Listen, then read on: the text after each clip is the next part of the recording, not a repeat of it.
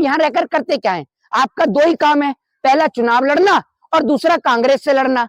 फिर तीसरा आप पे सवाल उठाते हैं तो आप कह देते हैं कि सेना पे उठा रहे हैं। सेना तो अपना काम बढ़िया कर रही है। सेना ने तो अभी आपने देखा कि 9 दिसंबर को कि छोटी छोटी आंख वाले चाइनीज सैनिकों को कैसे उठा उठा के पटका, आपने देखा।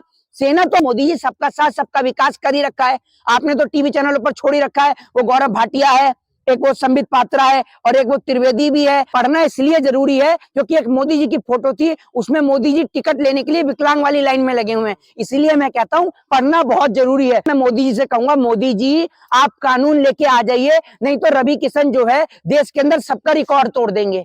अभी तो 4 ही।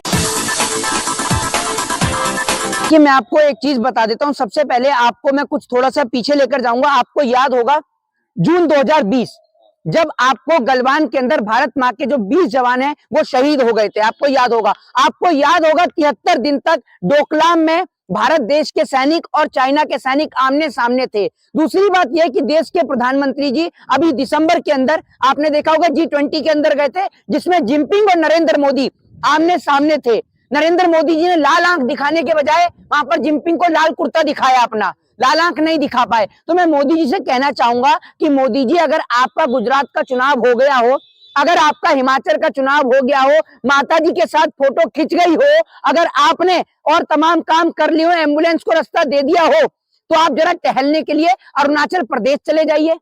क्योंकि फिर आप बाद में कहते हैं कि ना कोई घुसा है और ना कोई घुस पाएगा। तो इससे बढ़िया है आप वहां पर चले जाइए अरुणाचल प्रदेश, और अरुणाचल प्रदेश में सीना पर जाकर टहल लीजिए।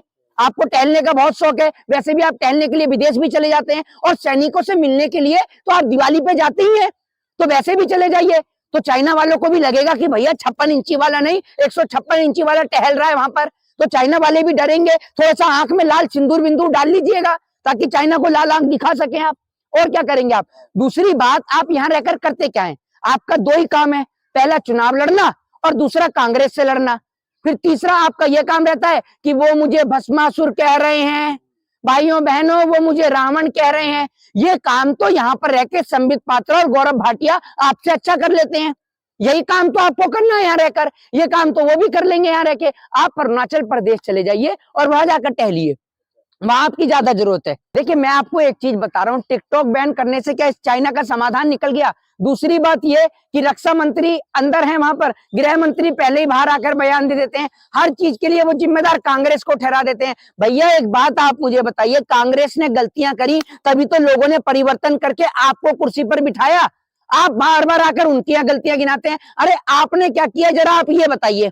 आप भी तो 2014 से लेकर अब तक सरकार में बैठे हैं, 2020 आपकी सरकार के राज में हुआ। अभी 9 दिसंबर की यह घटना थी, लेकिन देश के सामने 12 दिसंबर को यह घटना आती है। आखिर ऐसा क्यों?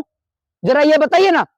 क्या देश के लोगों को अपने सरहदों के बारे में जानकारी लेने का हक है या नहीं है? और अगर कोई सवाल खड़ा कर दे, अगर आपसे कोई सवाल खड़ा कर दे तो आप कहते हैं कि भैया सैनिकों के ऊपर सवाल उठा रहे हैं, ये सेना पर सवाल उठा रहे हैं। तो मोदी जी मैं आपको बता दूं कि सेना पर कोई सवाल नहीं उठा रहा, लोग आप पे सवाल उठा रहे हैं। आप पे सवाल उठाते हैं तो आप कह देते हैं कि सेना पे उठा रहे हैं। सेना तो अपना काम बढ़िया कर रही है। सेना ने तो अभी आपने देखा कि 9 दिसंबर को कि छोटी छोटी आंख वाले चाइनीज सैनिकों को कैसे उठा उठा के पटका, आपने देखा। सेना तो अपना काम बढ़िया कर रही है, लेकिन हम ये बात कह रहे हैं कि सेना का सीना क्यों नहीं बताया जाता 56 इंच का, आपका क्यों बताया जाता है? आप ऐसा क्या कर रहे हैं जरा ये बताइए ना। मीडिया का तो काम ही यही है, और मीडिया के कुछ चैनल तो ऐसे हैं जो लगातार लाइव कवरेज दे रहे हैं रसिया और यूक्रेन को, अरुणाचल प्रदेश को नहीं दे रहे हैं। अरुणाचल प्रदेश को कोई खबर नहीं है, चीन को लेके कोई खबर नहीं है, उनकी खबर और लाइव कवरेज चल रही है वहां पर रसिया और यूक्रेन। जेपी नड्डा का देखा ना, जेपी नड्डा भी कैसे रुक गए। जेपी नड्डा का अब राजनीतिक करियर भी रुक जाएगा, और जनता पूरे देश के ऐसे ही बीजेपी के जितने भी नेता हैं सबका राजनीतिक करियर एक एक करके रोकेगी। जेपी नड्डा अपने खुद के घर में हार गए ना, कितनी बुरी हालत हुई जेपी नड्डा की आप सभी ने देखा। तो आपको मैं एक बात बता दूं, मोदी जी अब आपके जुमलों से काम नहीं चलेगा, और आपका वाक्य में 56 इंच का सीना है तो जाकर टहलिए ना अरुणाचल प्रदेश में सीमा पर। क्यों नहीं टहलते हैं आप वहां पर? भाई आप एक बात मुझे बताइए, हमसे पाकिस्तान है या पाकिस्तान से हमें? ये बताइए। मेरी बात सुनिए, अरे मेरी बात सुनिए। मोदी जी से डर रहा है? इस देश का इतिहास देखिए, मोदी जी तो सिर्फ लंबी लंबी हाँकते हैं और जुमले फेंकते हैं। शास्त्री जी पाकिस्तान में लाहौर तक घुस गए थे। 1966 याद करिए, 1966 ताशकंद समझौता, शास्त्री जी ने पाकिस्तान के छक्के छुड़ा दिए थे। ठीक है ना, ये वही पाकिस्तान है जिसके दो टुकड़े इंदिरा गांधी ने किए, एक पाकिस्तान बनाया, एक बांग्लादेश बनाया। भूल गए आप हैं? और शास्त्री जी वो नेता थे जो अमेरिका के कहने पर नहीं रुके। ऐसे नहीं है, समझ रहे हो भाई? हमारे को अपने देश से मतलब है ना, हमारे देश में अमन चैन और शांति कायम होनी चाहिए। मैं तो आपसे ये पूछना चाहता हूं कि मोदी जी के राज में जो मोदी जी बोल रहे हैं कि आतंकवादी गतिविधियां कम होंगी, एक भी गतिविधियां कम हो रही हैं? या कश्मीर में अगर आज भी माहौल ठीक हो तो आप मुझे बता दीजिए, कश्मीरी पंडितों का पलायन हो गया? बताइए आप मुझे। देखिए, ये तो देखने वाली बात है। और दूसरी बात ये है कि मोदी जी सिर्फ जो है वो मुंह से गोले दागते हैं। ठीक है ना, उनका काम है टीवी चैनल पर बैठ के, उनके कुछ पार्टी के प्रवक्ता हैं, वो सिर्फ मुंह से गोले दागते हैं। और मोदी जी सिर्फ यही कहते हैं, भाइयों बहनों वो मुझे भस्मासुर कह रहे हैं, भाइयों बहनों वो मुझे रावण कह रहे हैं। और उसके बाद आपने तो मोदी जी सबका साथ सबका विकास कर ही रखा है। आपने तो टीवी चैनलों पर छोड़ ही रखा है। वो गौरव भाटिया है, एक वो संबित पात्रा है, और एक वो त्रिवेदी भी है, जफर इस्लाम भी है, बहुत सारे हैं। सबका साथ सबका विकास आपने कर ही रखा है। तो जो काम आप करते हैं वो काम तो ये लोग भी कर रहे हैं। तो आप अरुणाचल प्रदेश क्यों नहीं जा रहे हैं मोदी जी टहलने के लिए? मोदी जी कहाँ घुस के मार रहा है ये बताइए? मोदी जी घुसे ना पाकिस्तान में बिरयानी खाने के लिए, तुरंत घुसे। मोदी जी बिरयानी खाने के लिए पाकिस्तान में घुसे, ये तो देखिए आप। और दूसरी बात ये कि आप जैसे पत्रकारों की वजह से आज तक हम भारत देश की जो तुलना है वो पाकिस्तान से करते हैं। आप डेवलपमेंट के मामले में अमेरिका या रशिया की बात क्यों नहीं करते हैं? आप पाकिस्तान क्यों उठाकर लेके आते हैं? अरे पाकिस्तान एक भूखा नंगा देश है, आप पाकिस्तान की, भारत देश की तुलना पाकिस्तान से करते हैं। आपको शर्म नहीं आती? आप हिंदुस्तान के नागरिक हैं पाकिस्तान के? ये बताइए जरा, जो पाकिस्तान की चर्चा करते हैं। भाई कोई काम नहीं कर रहे हैं, दलाली बटोर रहे हैं, माल बटोर बटोर के जेब के अंदर इकट्ठा कर रहे हैं। और क्या कर रहे हैं? और वो जो 3 चेहरों की आप बात कर रही है ना, एक बात मैं आपको बताता हूँ, जिस दिन राजनाथ सिंह जितना बोल रहे हैं, राजनाथ सिंह अपने बेटे पंकज सिंह को विधायक की पोस्ट से हटाकर उसे वहां पर खड़ा करें ना बॉर्डर पे, पता चल जाएगा है। अमित शाह अपने बेटे को, जैसा को बीसीसीआई से निकालकर वहां आर्मी के लिए खड़ा करे, पता चल जाएगा। नरेंद्र मोदी जी अपनी भतीजी को, जिनका बटुआ चुर गया था, उनको वहां सरहद पे खड़ा करें, पता चल जाएगा। क्यों नहीं चाहते? जिस दिन नेताओं के बच्चे सरहद पे खड़े होने लग गए ना मैडम, उस दिन एक भी भारत देश के जवान को खरोच भी नहीं आएगी। शहीद होना तो दूर की बात, आज गरीब किसान का बेटा है, गरीब मजदूर का बेटा है, इसलिए सरहद पे शहीद होता है। जिस दिन नेताओं के बच्चे खड़े होने लग गए, एक शहीद नहीं होगा। वरना खड़ा करके देख लीजिए एक दिन बॉर्डर पर अमित शाह के बेटे जयशाह को, एक दिन खड़ा करके देख लीजिए राजनाथ सिंह के बेटे पंकज सिंह को।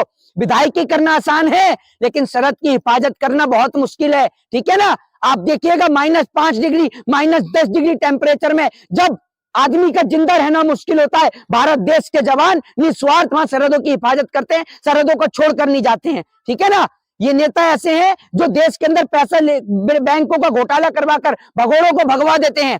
विजय माल्या, नीरव मोदी, मेहुल चोकसी, इनको भगाने वाला कोई और नहीं, देश की सरकारें हैं, देश के नेता हैं, और कोई नहीं है। हाँ तो अमृतकाल चल ही रहा है।